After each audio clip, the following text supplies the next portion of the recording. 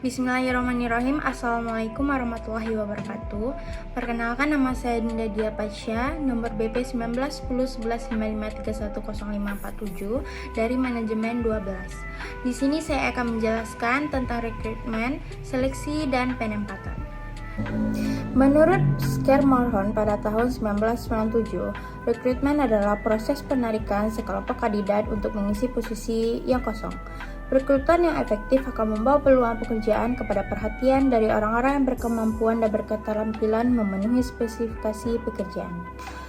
Menurut Noe et al. Pada tahun 2000, rekrutmen didefinisikan sebagai pelaksanaan atau aktivitas organisasi awal dengan tujuan untuk mengidentifikasi dan mencari tenaga kerja yang potensial. Tujuan dan proses perekrutan itu adalah menyediakan sekumpulan calon tenaga kerja atau karyawan yang memenuhi syarat, agar konsisten dengan strategi, wawasan, dan nilai perusahaan. Untuk membantu mengurangi kemungkinan keluarnya karyawan yang belum lama bekerja, untuk mengkoordinasikan upaya perekrutan dengan program seleksi dan pelatihan untuk memenuhi tanggung jawab perusahaan dalam upaya menciptakan kesempatan kerja. Sumber perekrutan itu ada dua, yaitu eksternal dan internal.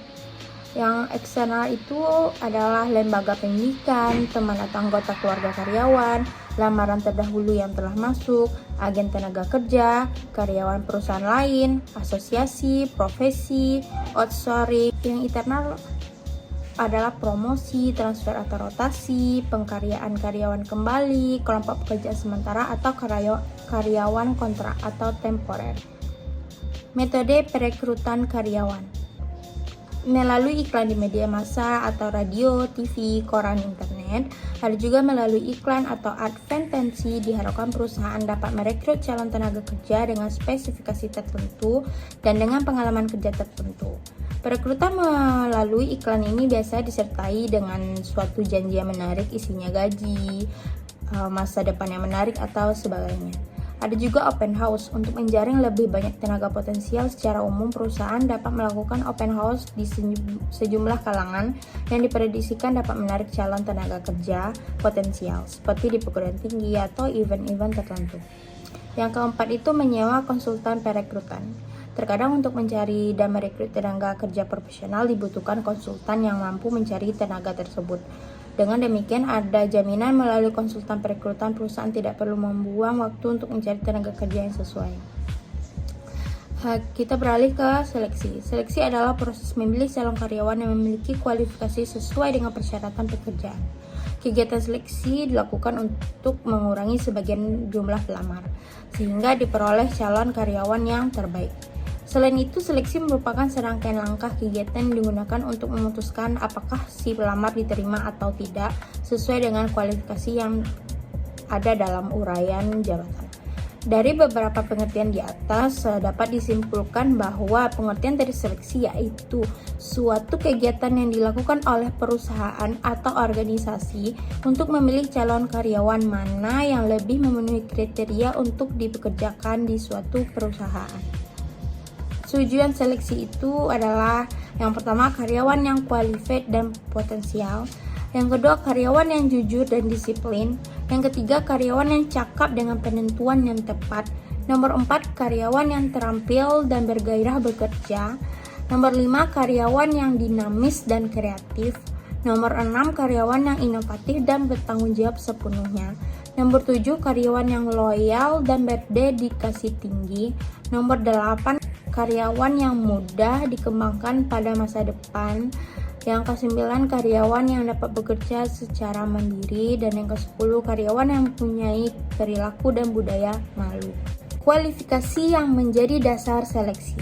Yang pertama itu keahlian. Dasar keahlian merupakan salah satu indikator untuk menjadi acuan dalam seleksi. Yang kedua, pengalaman. Pengalaman cukup sering sih diperhatikan dalam seleksi. Umur mendapat perhatian khusus dalam proses seleksi karena umur mempengaruhi kondisi fisik dan mental tenaga kerja, kemampuan, dan tanggung jawab. Jenis kelamin. Jenis kelamin menjadi pertimbangan khusus dalam proses seleksi, terutama untuk sifat pekerjaan tertentu, waktu mental tenaga kerja, kemampuan, dan peraturan pemerintah. Pendidikan pelatihan yang dialami oleh pelamar akan menentukan hasil seleksi. Pendidikan meliputi pendidikan formal dan informal. Keadaan fisik seorang pelamar akan menentukan hasil seleksi. Tampang, keseluruhan penampilan dan kerapian seseorang yang tampak dari luar. Bakat, pembawaan yang mudah untuk dikembangkan, cepat menangkap dan mengerti. Temperamen, pembawaan seseorang yang tidak dapat dipengaruhi oleh pendidikan dan lingkungan dan berhubungan langsung dengan sifat emosi. Karakter seseorang bisa diubah melalui pendidikan dan lingkungan. Baik, kita lanjut ke penempatan. Penempatan adalah proses penugasan atau pengisian jabatan atau penguasaan kembali pegawai pada tugas atau jabatan baru atau jabatan yang berbeda. Penugasan ini dapat berupa penugasan pertama untuk pegawai baru direkrut, tetapi dapat juga melalui promosi, pengalihan, dan penurutan jabatan atau bahkan pemutusan hubungan jabatan. Harianja pada tahun 2002 mengatakan penempatan adalah proses penugasan atau pengisian jabatan kembali kepada tugas atau jabatan baru jabatan yang berbeda. Penugasan ini dapat berupa penugasan pertama untuk pegawai yang baru direkrut, tetapi dapat juga melalui promosi, pengalihan, dan penurutan jabatan, bahkan pemutusan hubungan kerja. Penempatan tenaga kerja terdiri dari penempatan tenaga kerja di dalam negeri dan penempatan tenaga kerja di luar negeri. Dalam penempatan karyawan, perusahaan harus memperhatikan hal-hal berikut. Yang pertama, adanya kecakapan yang dimiliki oleh calon karyawan yang akan ditempatkan, juga kemampuan untuk bekerja sama dengan karyawan yang lain. Yang kedua, adanya uraian jabatan yang jelas mengenai jabatan yang lowong tersebut. Yang ketiga, adanya kebijakan penempatan karyawan yang baku pada jabatan.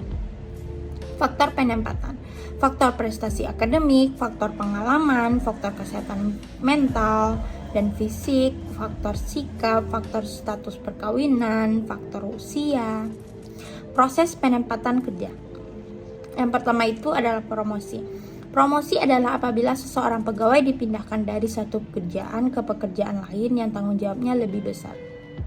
Yang kedua, transfer. Transfer adalah pemindahan pegawai dari satu jabatan ke jabatan lain yang memiliki tanggung jawab yang sama dan level yang sama.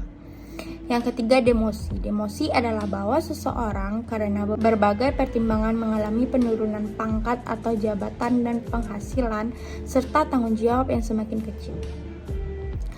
Baiklah, hanya itu yang bisa saya sampaikan.